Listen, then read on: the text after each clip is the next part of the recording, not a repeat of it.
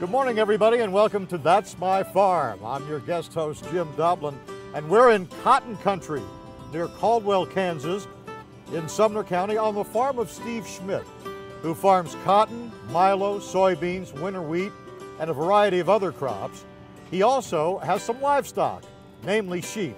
We'll talk to Steve about all of that when we return. Stay with us. Closed captioning brought to you by Ag Promo Source. Together we grow. Learn more at agpromosource.com.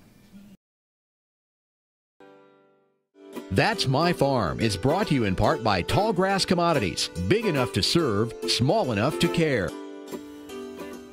Good morning and welcome to That's My Farm. I'm your guest host, Jim Doblin. We're in Sumner County at the Steve Schmidt farm, and usually we talk about wheat, corn, soybeans, but today we've got another crop to talk about, and it's a crop that Steve got involved with many years ago, and that's cotton and the field behind us. Steve, welcome to the program. Kind of tell me about the history of your farm and what you do.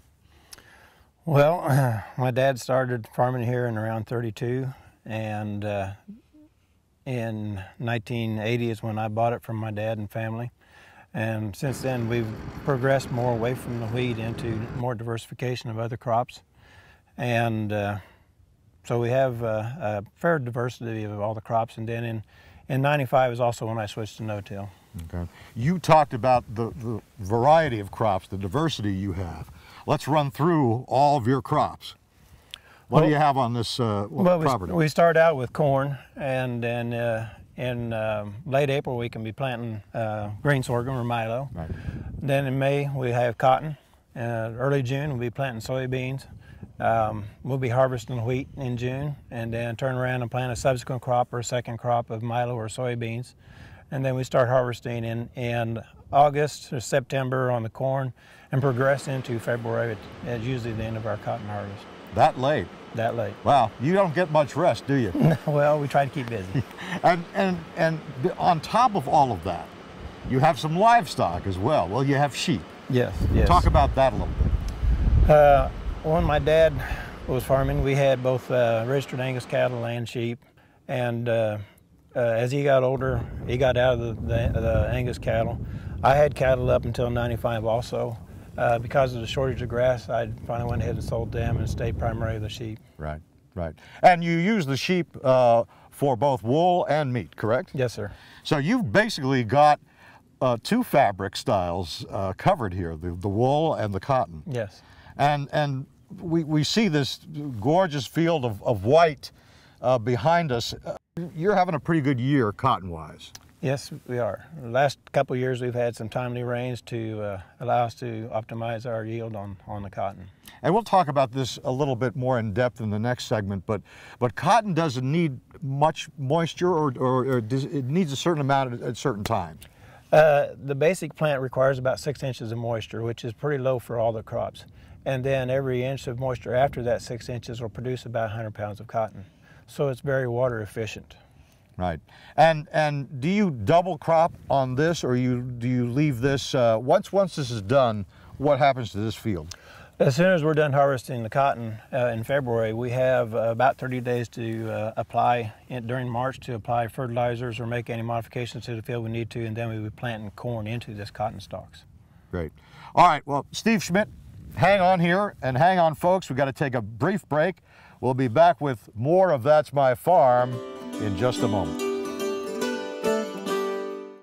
Soil is the life of a farm, and for 25 years, SureCrop Liquid Crop Nutrition has helped growers produce abundant quality crops while preserving and improving the soils they steward. SureCrop offers complete soil and plant analysis with cropping recommendations, delivery direct to your on-farm storage, and quality crop nutrition custom blended for your field. Choose SureCrop for the assurance of excellence for your soil. Call today or visit their website for more information. Ag Promo Source is a unique group of marketing specialists with one mission: help your ag business grow. Each affiliate has their own area of expertise, and they work together to bring you advice, products, and services. To get started, visit agpromosource.com. Ag Promo Source. Together we grow. Valley Vet Supply is devoted to providing information and professional quality products at reasonable prices. Valley Vet Supply. Grain sorghum is one of the most important cereal crops worldwide, and Kansas leads the nation in its production. Over the years, sorghum has been either exported, used in animal feed domestically, or for other industrial uses. Recently, its use in the ethanol market has seen tremendous growth, with 30% of domestic sorghum typically going to ethanol production. Kansas Grain Sorghum is committed to sorghum research, market development, and education. Learn more at ksgrainsorghum.org. That's My Farm is brought to you in part by Tallgrass Commodities, big enough to serve, small enough to care. Welcome back, folks, to That's My Farm. I'm your guest host, Jim Doblin, on the Steve Schmidt farm in Sumner County near Caldwell, Kansas. Not far from Oklahoma, actually, right, Steve? You're right, about 10 miles. You grow cotton among other crops, among a variety of crops. Talk about what's involved with these plants, when you plant, and you know, the care and feeding of this stuff. We start out generally in mid-May. We have to have about 60-degree soil temperatures for the plant to grow very well. And then we monitor all our cotton or all of our fields twice a week at least to see whether or not we're having any insect damage or the stage of growth, the speed in which the plant is growing. If it gets to growing too fast, we sometimes have to apply a growth retardant, an auxin inhibitor, that reduces cell elongation, and that'll stay in the plant for about 2 weeks. Right. You talked about the growth rate of this plant. What well, you said 3 days for a... Yeah, between each of these plants, the cotton is very, very predictable, and between each of these vertical nodes is 3 days of growth. And then between each of these bowls out is 6 days. Wow. And so this 3 inches here is longer than we'd like to have, but that is 3 days growth, so it averaged over 1 inch a day. Right. You'll take the whole plant, correct? What it does is we leave the plant in the ground, we just pull these bowls off with a stripper. Okay. What do you like to see as far as, you know, rainfall and when? Well, it doesn't use a whole lot of moisture until it starts to flower, and that's going to be the last part of July, the 1st of August. Right. And it's probably when you don't get enough rain. Well, actually, we have a pretty high incidence of a 2-inch rainfall the first week of August. That's good. And if we can get that, we have a pretty decent crop. This year, we had good rainfall through July into the 1st of August, and then it pretty much shut off after that. But we had enough moisture into the soil. With its deep root system, it was able to utilize that and go ahead and produce a very good crop. And what does this cotton, where does this cotton end up? It just, it's a high quality cotton, so they can use it in any clothing or any type of use of the cotton. So the shirts we're wearing could very well be from this cotton. Yes. And you take it to local gins, correct? Yes. We have 2 gins within about 40 miles of here. How long does it take to harvest a field of cotton like this? Well, we have 2 of the larger type of strippers available with 8 rows, and we can do 10 or so acres an hour. We have to have low humidity, so our days are fairly short. 4 to 5 hours is about the only time long as we can harvest. Right. And you said you got into the cotton business in the 80s or the 90s? It was mid-90s. 1995 was my first cotton crop. What made you decide to go into cotton? I was looking at a variety of crops that we could grow, and with its water use efficiency, I'd tried sesame and sunflowers and then cotton, and cotton came out the winner above soybeans as far as reliability and its water use efficiency. Right. So here we are. Yes. All right, folks, we'll be back after these words from our sponsors. Stay tuned for more from the Steve Schmidt Farm near Caldwell, Kansas.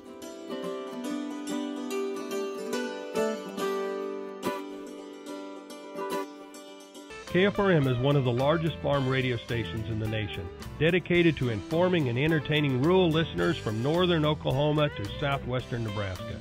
You can catch KFRM in many ways. Of course, 550 on the AM dial, streaming at KFRM.com, or on your smartphone by going to the TuneIn Radio app, or on Ag AM in Kansas on Tuesdays and Facebook every day of the week. KFRM, tune us in. You'll be glad you did. Grain sorghum is one of the most important cereal crops worldwide, and Kansas leads the nation in its production. Over the years, sorghum has been either exported, used in animal feed domestically, or for other industrial uses. Recently, its use in the ethanol market has seen tremendous growth, with 30% of domestic sorghum typically going to ethanol production. Kansas Grain Sorghum is committed to sorghum research, market development, and education. Learn more at ksgrainsorghum.org. Kansas Farm Bureau, the voice of agriculture, represents grassroots agriculture. The state's largest and most powerful farm organization stands up for its members through leadership development, agriculture education, legal defense, environmental advocacy, farm safety, and risk management. Members also enjoy money-saving benefits. To join our organization today or to learn more, go to www.kfb.org or find us on Facebook and Twitter. Tarwater Farm and Home has been family owned and operated since its beginning in 1978. What you need for farm and agriculture, lawn and garden, clothing and footwear, and so much more. You'll be surprised at what you'll find in this huge store. They have what you need and lots of it. So come take a look. You'll discover that customer service is first and foremost. Always has been with the Tarwaters. Tarwater Farm and Home, 4107 North. That's My Farm is brought to you in part by Tallgrass Commodities. Big enough to serve, small enough to care. Welcome back to That's My Farm. We're on the Steve Schmidt farm near Caldwell, Kansas. He farms cotton, he's got milo, he's got corn, he's got beans, and he also has wheat. And we see the winter wheat planted behind you. So you've got quite a rotation here. Well, that way we can keep something growing just about all the time. So when we do get weather that is advantageous to a particular crop, we have a crop out there that can take advantage of it. Right. After their cotton, when we get that harvested in February, by the 1st of April to the middle of April, we'll be planting the corn. In September, we'll be harvesting the corn, which this was harvested last September, and then at the end of September, 1st of October, we'll be planting the wheat. We've been grazing this about 30 days now, so it's down a little bit on its growth. We're ready for a fall application of fertilizer on it. You talked about your no-till practices. How long have you been doing that? Since '95. Right. So we've been at it, 20 years now. Wow. And the benefits of that? Well, the advantage of no-till, besides reducing fuel inputs and stabilizes our soil, it allows us to do a better job of cycling our nutrients and keeping the nutrients available to the plants, reduces the erosion immensely, and retains a lot of moisture. I have that type of rotation on all my landlords' ground also to reduce their risk. But here it also allows me to have the number of acres I won't have a year that I will not have some grazing available if I have it broke up with a variety of crops. Right. Research indicates that if you plant a crop that's behind itself or following itself, regardless of tillage practices, you're going to lose 10%. So just don't do that. And that way, when I'm rotating between spring planted crops and fall planted crops, I can tuck them in right behind the harvest of another one, and that allows me to transition between crops without time lag. Right. And this year's been a pretty good year all around for crops. Yes, it has. Really, I mean, yes, it has. The wheat was not very good because it was dry up until the middle of May. So that was our, we have crops that were able to utilize that moisture at the end of May and into June, and that's where the advantage of having the rotation. All right, we'll be back following these brief messages, and we're going to talk to Steve about his livestock, which is another part of the fabric end of this operation. So stay tuned, we'll be right back.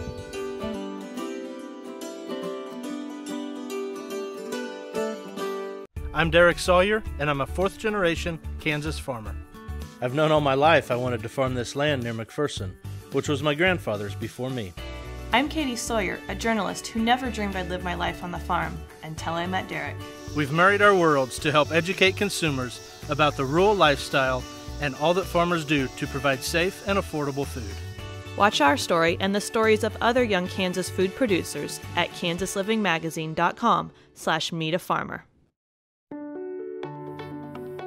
Rexanne Strew, veterinarian in Western Iowa. I have a veterinary clinic and started doing stem cell therapy on dogs in August of 2014. And after the first 2 dogs, after 3 weeks, I saw such dramatic results. I said, hey, I have arthritis. I have joints that really need this help. Where can I go to get this done?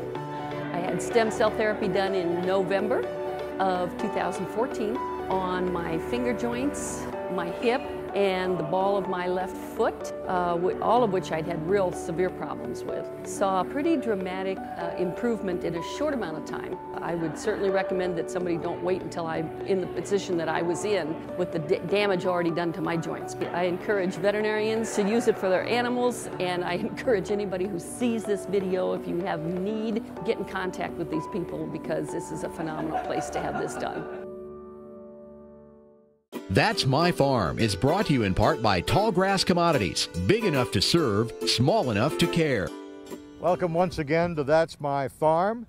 I'm your guest host, Jim Doblin, along with Steve Schmidt in Caldwell, Kansas, on his farm and sheep ranch. Steve, you have some livestock, that being sheep, to complement, I guess, your cotton, because you've got two fabrics. You've got the wool over here and the cotton over there. Yes. How big is the herd, and when did you get into the sheep raising business?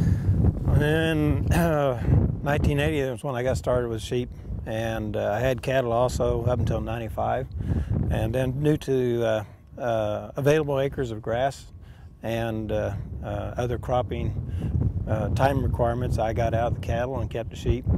In the 80s, I was running around 400 head of ewes and also getting in about 4,000 feeder lambs through the winter. And that also quit in 95. I've just been maintaining a ewe herd of around 200 head. And you basically let them graze on the land behind us. Yes, letting them do the harvesting is most efficient. And so I try to keep between the summer crops and then winter wheat and allow them to do all the harvesting. Right. So they're doing the work for you. Well, yes. Yeah. Yes. That's a good thing. And you get wool and meat out of these sheep. Yes, correct? I do. Yes, correct. I do. So it's commercial. We're not doing registered herd. It's commercial production, so we're going for both meat and we used fine wool breeds, so we do have quality wool. Wow. And when do you usually shear the sheep? Is it springtime? Normally in the middle of April. 1st of April is when we'll shear them. When we had feeder lambs, we sheared every month. And but in the ewe flock, the best time is in April, right before we go into the breeding season. Right. And how do you maintain the herd? You've got some. You've got a dog, one dog or two dogs? I've got one border collie for helping to help move the sheep, and then I have a Pyrenees border collie cross. That's he leans toward the Pyrenees. He's a big, large white dog, and he does very good about keeping the coyotes at bay, guarding the sheep. Right. Because coyotes can be a problem. They definitely are a problem. Yeah. Yeah. So he does that work. And as far as the meat you get out of these, what, lamb chops? What kind of a yield do you get out of that? Well, we sell these to commercial processors, and so they're shipped to Colorado to be slaughtered. Right. Then they're sold throughout the U.S. Right. Do you envision branching out into any other livestock, or is the sheep about all you can handle? With the time requirements we have, restrictions, sheep is pretty much it. Yeah. I have toyed with, since I've gained some more ground with some more pasture, going into more cattle, but at this time I'm still in the sheep. Okay. Well, Steve Schmidt in Caldwell, Kansas, on his farm in Sumner County with the sheep. We're going to return after these messages with more of That's My Farm. Stay with us.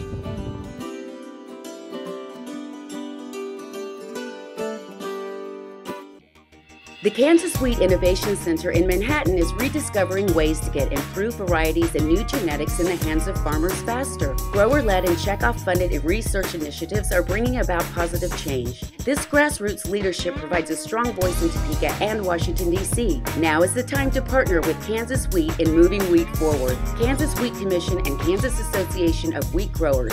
Farmers investing in their future and yours. Log on to rediscoverwheat.org. We do business with Blueville because of the quality of their work. It is excellent quality, and because they make a commitment to their customers. We enjoy the benefits of hiring a good company to help us maintain this home.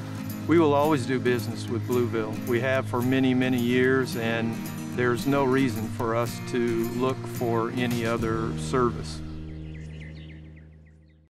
Next time you see a beautiful field of corn, reach out and thank the farmers who work tirelessly to raise corn for livestock feed, renewable fuels, and exports to feed a growing world population. The farmers on the Kansas Corn Commission work for Kansas Corn with grower-funded checkoff dollars that support foreign and domestic market development, research, promotion, and education to expand opportunities for Kansas farmers. To learn more, visit kscorn.com. That's My Farm is brought to you in part by Tallgrass Commodities, big enough to serve, small enough to care. Welcome back into That's My Farm on the Steve Schmidt Farm near Caldwell, Kansas in Sumner County. I'm your guest host, Jim Doblin, and Steve has got a multitude of crops, some livestock, that being sheep, and he's about ready to harvest the last crop of this fall, and that's cotton. And Steve, you were telling me that you actually harvest cotton all the way till February. Yes, usually we can get started on it after the frost or end of October, and due to weather restrictions, we may end up into February usually. Okay, and these machines behind us, these are strippers. Yes. Explain what they do. They have a brush and bat that each row goes by. They revolve the opposite direction of what you're going, and that pulls the cotton off of the plant. So basically your plant's going through here, these are rotating opposite the way you're going, and that pulls the cotton off. Versus a picker, they have a spindle that pulls the cotton out while the plant is still green. But these take everything off of off the plant to run to the... So you're getting every boll basically off of these plants. Yes. With this stripper. Yes. And you got an 8-head stripper? Yes, both of them are 8-row head. Okay. And usually this process, then what happens after it lands in here? What happens to the cotton? How is it formed into the bales? Well, when it goes out of the head, it'll go into a burr extractor that pulls the burrs out of the cotton. That'll leave primarily the lint and seed into the baskets. We'll dump into a bolt buggy, and that'll take it over to a module builder. And the module builder is what is used to pack those into those large loads of modules. Right, and those things are, how long are they and how much do they weigh? Because they look pretty substantial. I don't think we could lift one of those. No, things. They're around 9 foot tall and 7.5 foot wide, 32 foot long, and they'll weigh around 20,000 pounds. Wow. And how many modules do you get out of these fields every year, I mean, roughly? Well, each module will have about 12 bale. And so if you have bale to acre cotton, that'd be 12 acres worth. This year we're running about 2 bale to acre. And so about which is a good year. Yes, for you, right? yes. We've been running about 1.5 bale to 2 bale, 900 to 1,000 pounds of cotton a year. Right. So about every 6 acres we have a module. And that normally takes us about a half hour to build each module. Wow. And then you cover them. Yes, with tarps. And then someone comes and picks them up. The gin picks them up in trucks. Yes, after we get a module done, we tarp it to protect it from wind and moisture. We tag it with the gin number, and they will come. We call them, and they come and pick them up and take them to a module field to process later. And the gins, surprisingly, are not very far away from you. You've got one east and west, correct? Yep. Yeah, both of them are around 35 to 40 miles away. Wow, that's great. So you really don't have much in the way of transportation. No, it does require a specialized truck to pick those modules up, but they have them. Great, great. So when are you going to be done with your harvest this year, you think? We're sure going to be pushing in February. Okay. Well, we've got nice mild weather, so good luck with that. Thank you. Steve, good to talk with you. Great being out here near Caldwell, Kansas. And thank you folks for watching That's My Farm. We'll be back next week with another edition, so stay with us. See you then. Closed captioning brought to you by Ag Promo Source. Together we grow. Learn more at agpromosource.com.